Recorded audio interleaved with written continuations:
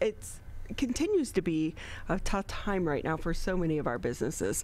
And it doesn't help when the governor makes the decisions. They have extended the office ban for 6 months, encouraging more and more businesses in the office settings to be remote when the employees can be, but also asking people not to dine into restaurants. Not that I saw a big difference this past weekend of anyone actually abiding by that, but so many mixed messages at a time when our businesses more than a year into this continue to struggle. Let's bring in Suzanne Levine. She is the executive director over at the West Bloomfield Chamber of Commerce. Suzanne, always great having you with us. Yes, thank you so much for inviting me into your home. I love that chair and your backdrop, by the way. If it ends up missing, I didn't take it. Oh, no. By all means, mi casa es su casa. So. I will say, one of the things that I take pleasure in throughout this entire pandemic is getting a glimpse into everyone's world and their homes. And I know one time I mentioned this like way back in the beginning of the pandemic, and it was like a pin drop. People thought I was weird. Like I said, oh, it's like instead of walking by their house and peeking in their windows, you could just now see. And I didn't mean that like I'm a peeping Tom. But, I don't know if you've ever noticed this, Suzanne, but really rich people never have blinds. So at nighttime with lights on, you can see right into their homes and you get to see how they're decorated. I'm not trying to find anyone or peek in on them, but I like to see how people decorate their homes. Absolutely. The home tours used to be so popular, and I used to be an estate sale addict, and one of the reasons was to go into people's homes and get ideas and see how they lived. I mean, you get a glimpse of their personalities and things that interest them. So I really miss that. I hope that I'm able to, do that again. See, so I'm not that weird. No, not at all. I mean, if you would see people lined up to go into some of these estate sales, and you'd know it's, part of it is, I'm sure, the hunt. But the other part was some of these homes were incredible. And just to see how they live, the rooms and the way they're decorated, and it's really phenomenal. So, I really miss that. So this is a good way for us to be able to peek into your home, but it also shares a little bit of personality as well. Although we do know that, we stage everything in our house for the backdrop for the most part. Hey, Suzanne, how are things going? Tough week for businesses, because I wonder too, so many mixed messages here in the state of Michigan. We're in the middle of a surge. The numbers are worse now than what they were at the beginning of the pandemic, and you think about all the sacrifices that we've all made to try to avoid exactly where we are right now, especially the businesses. Absolutely. It's almost counterintuitive. There are states that have, like Texas, that, don't have the mask mandate, or Florida that never really shut down. And our numbers are surging. And one of my relatives in Canada has told me they've been shut down almost since the beginning. The beauty salons, the gyms, they're not open. Of course, they don't have a lot of vaccines, but their numbers are surging as well. So, it's hard. It's really hard to reconcile all of the numbers with the sacrifices. And then when you hear the CDC director saying, well, you can't vaccinate away a surge, then it makes you wonder why this big push to vaccinate if it's not really working. So I guess, there's too many mixed messages, and I think people have that, pandemic fatigue. They feel like they've sacrificed a lot. People have lost their businesses, they've lost loved ones, and yet there doesn't seem to be any, panacea to all of this. And we should, recognize so many of the businesses that have been able to survive up until this point, just holding on. Like every week is a struggle, every month is a struggle. They get that, rent bill, the light bill, and they're trying to find ways to make it.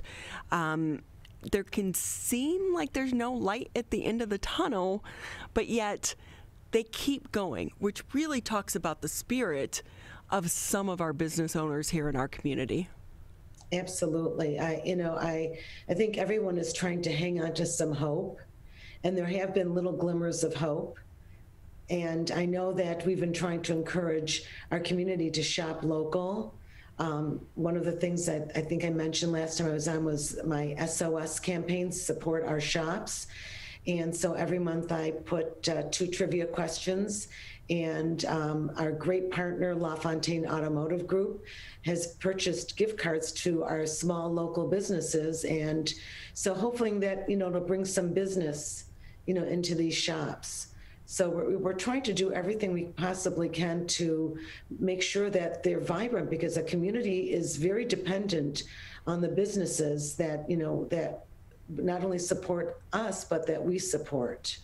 I think what's sad about this at this point in time, Suzanne, and maybe you can talk a little bit more about how some of these businesses are trying to counteract this, is that in the beginning, people did not anticipate for this pandemic to last this long, so they were very supportive. They were eating out, and when the shops and stores were able to reopen, they were going into them.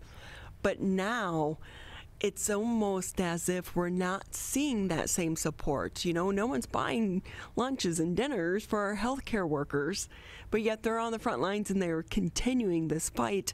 And the same thing with so many of our local businesses. Are they experiencing that as well? Yes, we know that the grocery stores have just done, phenomenally well. The larger, chains like Costco and Walmart, et cetera. It's the smaller ones that I think we need to remind people that we need to support them. I've seen so many businesses go out of our community. It's really heartbreaking. I know that I'm trying to work with them and trying to figure out ways, whether it's home delivery, whether they're putting, some of their merchandise online, through other support groups, trying to create Facebook pages for these people. Small little community. I know there's moms groups and there's all these other ones, and trying to, advertise that these businesses are really important, not only for their survival, but for ours as well. So, trying to figure out ways to connect businesses with each other. The Chamber has like 5 different networking events that tries to advertise our small businesses with our Connect with an Expert. Our senior resource group is very, very popular. And these are, many of them are small businesses like home health care workers, et cetera, that are, trying to make sure that they stay vibrant in these times. What's been hard for some of these business owners, though, on the backside of this, they're trying to increase their business, but on the backside, they're having trouble getting employees right now. Yes, it's very difficult. I think part of the issue was that a lot of people were being paid more than they were being, than they actually brought home. So it really disincentivized people to go back to work. I think, if anything, if we want to encourage people to go back to work, the government should offer them an extra stipend, as opposed to stay at home and make more money. It was really, I know a lot of the businesses, and unfortunately, I was hearing from people that in the workplace, like, why should I go back and risk my life and endanger my family when I can make $400 extra a week or more? So with that, we're talking with Suzanne Levine from the West Bloomfield Chamber of Commerce. We've talked about this so much throughout the past year, but the best way for people to understand and support some of these local businesses. What are your suggestions? Well, I think, part of it is even visit our website, westbloomfieldchamber.com, and see some of the events.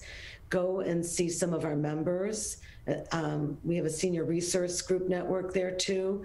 And, try to figure out ways that you can, walk into a store or contact them, see if they have merchandise online.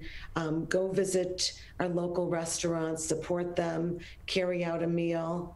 I think that there's so many different ways that people, even if I don't expect people to go there every day, but if once a week, once every other week, they try to, do something to show their support, that would be great. Go to their Facebook page and like it. go to YouTube and see if they have any videos. Anything you can do to spread the word about these local businesses would be really fantastic. Or they can contact me and see how they can, support them.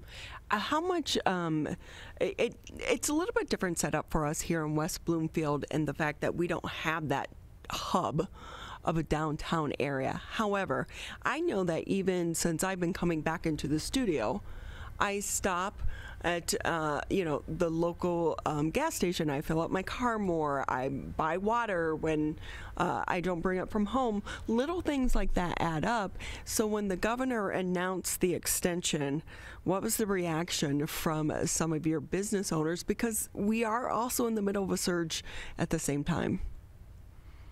I think, part of it is that they were pretty depressed and devastated, because even though, they know that, some of them are still going to stay open and they're still going to have clients, and there are people that, refuse to comply.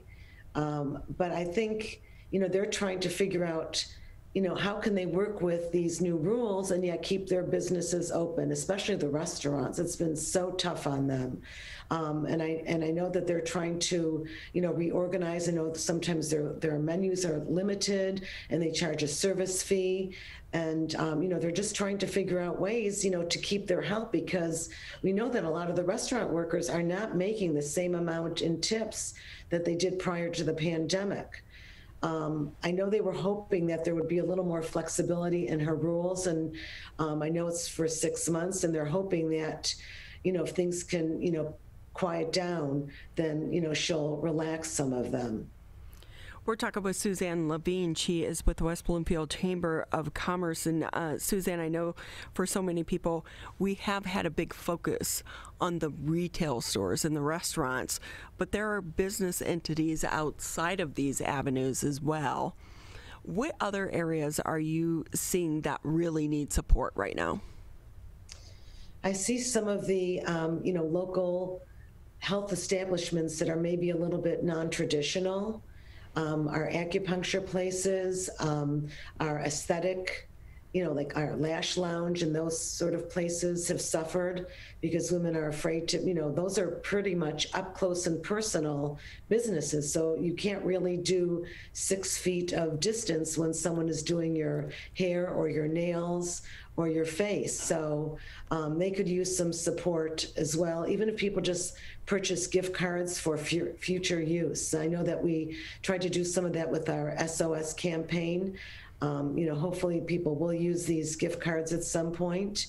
But it's really important because hopefully at some point we will figure out a different kind of normal, that we can, resume some of the activities that we really miss and make us feel better about ourselves. What's so heartbreaking is these small businesses really shape our communities, and they make us different. And we know people, like, you drive around any neighborhood and you'll find Amazon trucks crisscrossing each other. So our big box entities are doing very well. Amazon, Walmart, Target, Menards, they're doing very well. It's the small independent ones that we have to find ways to continue to support them. It breaks my heart. I went to get my eyebrows done at 3 different places that I've gone to. All of them have closed down by now, and you're seeing more and more empty storefronts. I know, it's really sad. We lost several, like our local fabulous shoe store that was on the boardwalk for like 30 years. They closed? They moved to Birmingham. Oh. And the same thing with some of the other rear ends and some of the other shops along there. And it's really sad because people can order things online.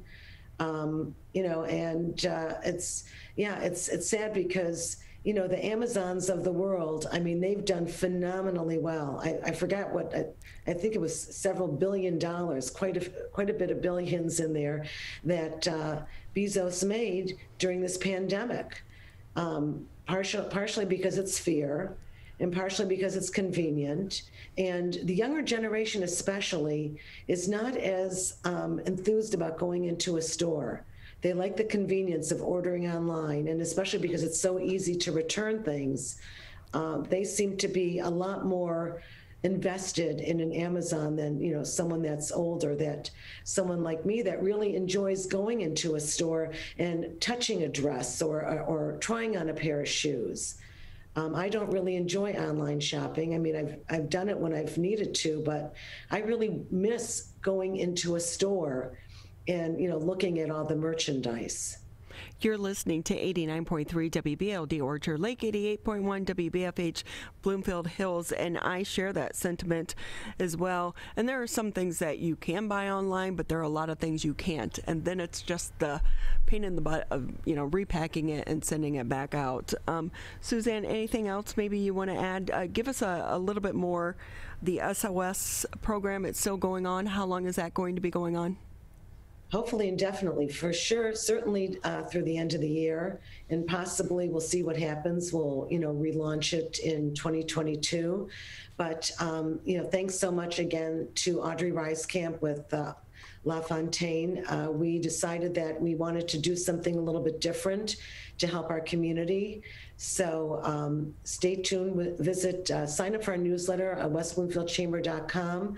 And the first and the end of the month, we have a trivia question, and the first person to answer correctly wins a $25 gift card. It's everything from our local Crispelli's, Lash Lounge, Toyology. So she has gone around this community and purchased gift cards from our small businesses, which has been awesome. That is awesome. And again, what's your website again? It's www.westbloomfieldchamber.com. And on the right-hand side, it says sign up for our newsletter, and all of our events are listed. Go visit our website, see who our members are, send them an email, tell them you support them. Even if you don't go in, it's nice for them to know that the community is, supportive of our businesses one way or the other, any way that they can do it, that whether it costs them money or not, they need the support. I agree so much. Suzanne, always great having you with us. We appreciate you taking time out of your day. Thank you, and I'm always willing to lend you a chair. Thank you so much. Suzanne Levine, the Greater West Bloomfield Chamber of Commerce. Please support local. I know so many of us are tired, but we're not out of this. And when your entire livelihood and you've been vested into your business, we need to find ways to continue to support them.